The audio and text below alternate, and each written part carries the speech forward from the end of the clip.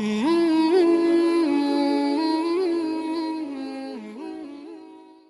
the name of Allah, the kindest, the most merciful. Dear audience, Assalamu alaikum. I am Tasawwur Hussain, Master of Arts in English and topper from University of Education Lahore, Vihari campus. I am teacher at Qiyadat College, Thingi since 1 year. Today, I am discussing about the importance of English language and why majority of the students fail and why most of the people, especially just my type people, want to speak English but they are unable to convey their ideas in English language. What are the major reasons? First of all, importance of English language.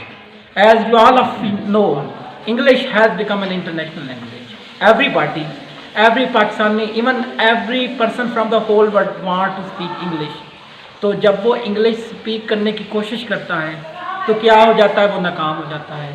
Whenever you go any other institution, किसी भी आप private sector में चले जाएं, government sector में चले जाएं, वहाँ इंग्लिश लैंग्वेज की ख़ास तौर पर अहमियत होती है.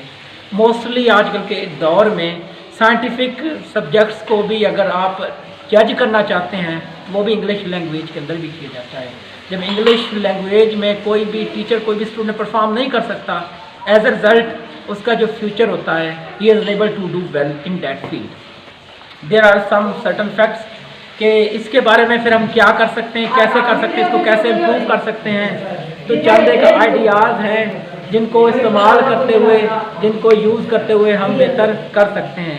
उसमें जो सबसे पहला फैक्ट है, उसमें है वो ग्रामर.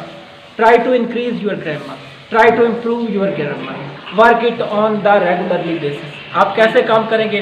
आप ग्रामर को सीखें. आप ये सीखें कि सेंटेंस स्ट्रक्चर क्या है, क्योंकि अभी तक एज ए टीचर मेरा जो एक्सपीरियंस रहा है, सेकंड ईयर के स्टूडेंट्स, इवन बीए और मेरे कुछ ऐसे फेलोज भी थे यूनिवर्सिटी लेवल पर, वो एमए के अंदर, एमए इंग्लिश के अंदर उनको सेंटेंसेस का नहीं पता होता था, टेंसेस का नहीं पता होता, ग्रामर के बुनियादी स्ट्रक्चर का नहीं पता होता था. तो पहली बात जो इंग्लिश लैंग्वेज के अंदर प्रोफिशिएंसी के लिए ज़रूरी है, वो आपको ग्रामर का नॉलेज होना ज़रूरी है. अगर आपकी ग्रामर अच्छी है तो आपके लिए इंग्लिश 1% भी प्रॉब्लम नहीं होगी, बल्कि English will become a fun for you in which you can easily play with your dream, with your desire. दूसरी बात है, ग्रामर के अंदर बहुत सारी आप मिस्टेक्स करते हैं. स्पेलिंग्स के अंदर स्पोकन फॉर्म में तो मिस्टेक्स नहीं होती, लेकिन रिटन फॉर्म में मिस्टेक्स होती हैं. कुछ स्टूडेंट्स की राइटिंग अच्छी नहीं होती, वो ऐसा लिखते हैं ना ही तो लगता है चाइनीज़ लिखा हुआ है, ना ही कुछ और लैंग्वेज में लिखा हुआ लगता है. बल्कि आपको एक प्रॉपर स्ट्रक्चर डेवलप करना होगा, आपको स्टाइलिश लैंग्वेज की तरफ भी होना होगा. एक और पेपर सेटिंग के बारे में वो हम इंशाल्लाह नेक्स्ट वीडियो बनाएंगे कि पेपर सेटिंग कैसे करते हैं. अभी हम इसी टॉपिक पर रहते हैं ताकि हमारी वीडियो लंबी ना हो जाए. दूसरी बात इसके अंदर आती है वोकैबुलरी, इंग्लिश लैंग्वेज. स्टूडेंट्स अक्सर ये कहते हैं कि जब हम इंग्लिश बोल रहे होते हैं तो हमारे पास लैक ऑफ वोकैबुलरी होती है. उसके क्या कॉन्सिक्वेंसेज हैं और वोकैबुलरी को कैसे डेवलप किया जा सकता है. तो वोकैबुलरी को जो डेवलप करने का तरीकाकार है, interest yourself in different books को रीड करें. और जब आप बुक्स को रीड कर रहे हो, जो न्यू वर्ड आएगा उस पर निशान लगा लें, उस पर दायरा लगा लें, उस पर सर्कुलेट उसको कर दें, इनसर्कल कर दें, और उसको किसी एक स्पेसिफिक अपनी नोटबुक या डायरी बना दें, उसमें लिख लें.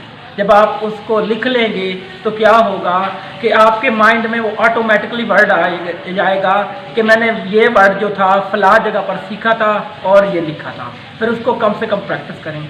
अगर आप दिन के अंदर 3 से 4 वर्ड भी सीख जाते हैं तो क्या होगा, आप साल के अंदर मोर देन 1000 वर्ड सीख जाएंगे. इंग्लिश लैंग्वेज आपके लिए, एक पर्सन जो 1000 वर्ड बोल सकता है, उसके लिए मैं नहीं समझता कि इंग्लिश लैंग्वेज बोलना मुश्किल होगा. English will become very easier for him. So try to have its practice. उसकी प्रैक्टिस भी करें. एटलीस्ट अगर आपने एक वर्ड सीखा है तो कम से कम उसको 10 बार बोलें. मिसाल के तौर पर मैंने एक लफ्ज़ सीखा play, we play cricket, he plays hockey, ठीक है, ही इज़ प्लेइंग फ्लूट. उसको डिफरेंट एंगल से देखें. जब आप एंगल से देखेंगे तो आपको एग्जैक्ट वर्ड का पता होगा. आप उसके कॉन्टेक्स्ट के अंदर चले जाएंगे तो उसको फिर आप इजीली अंडरस्टैंड कर सकते हैं. उसके बाद जो प्रैक्टिस है, मैं रीडिंग डेवलप करें. अपने आप को डिफरेंट बुक्स का आदी बना लें. एटलीस्ट सोने से पहले आपने ऐसा ज़रूर करना है कि कोई ना कोई बुक आपके पास पड़ी हो, एटलीस्ट उसके 2 या 4 पेज ही पढ़ लें। तो 4 या 2 पेजेस जो आप पढ़ेंगे उसको अच्छी तरह पढ़ें, क्या आइडिया कहाँ गया है उसको करें, और वो जो आपने आइडिया पढ़ा है उसको अगर साथ साथ लिखते भी आएँ। ऐसे इससे क्या होगा, आपकी CSS की भी तैयारी हो जाएगी, आप PPSC कर रहे हैं उसमें भी आपकी इंग्लिश भी इम्प्रूव हो जाएगी। आपके पास एक ऐसा नॉलेज आ जाएगा कि आपके स्टूडेंट्स आप पर प्राउड करेंगे कि हमारे टीचर्स के पास बहुत ज़्यादा नॉलेज है। स्पेशली ऐसा होता है, if as a teacher, this is my experience and I want to share that, अगर हमारे पास जिस सब्जेक्ट के हम पढ़ा रहे हैं नॉलेज है, we will get more respect as compare to the person which has no knowledge in that subject. हमारे पास ना सिर्फ इंग्लिश बल्कि दूसरा भी नॉलेज होना चाहिए, लेकिन इंग्लिश अगर टीचर के पास इंग्लिश का ही नॉलेज नहीं है तो think what will happen that person. क्या वो तो मासूम ही क्लास में लग रहा होगा। क्रिएट यूर आइडियाज़, हमारा लास्ट पॉइंट। आई होप कि आप बोर नहीं होंगे। क्रिएट यूर आइडियाज़, अपने आइडियाज़ को क्रिएट करें।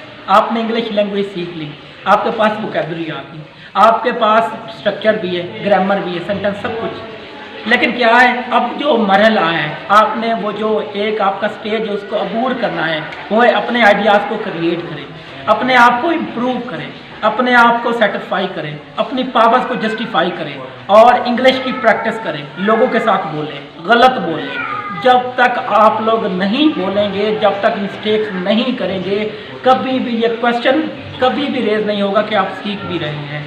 सीखने का अमल गलतियों से स्टार्ट होता है। आपकी गलतियां होंगी, लेकिन जब आप बोलना शुरू कर देंगे, आप में कॉन्फिडेंस डेवलप हो जाएगा, आपका नॉलेज बढ़ जाएगा, आपकी स्किल्स डेवलप हो जाएगी, आपकी प्रोनाउंसिएशन का वो लेवल बन जाएगा, आपके पास एक किस्म का स्टैंडर्ड आ जाएगा और आपकी पर्सनैलिटी पहले की निस्बत ज़्यादा बढ़ जाएगी, आप पहले की निस्बत ज़्यादा एक्टिव हो जाएंगे।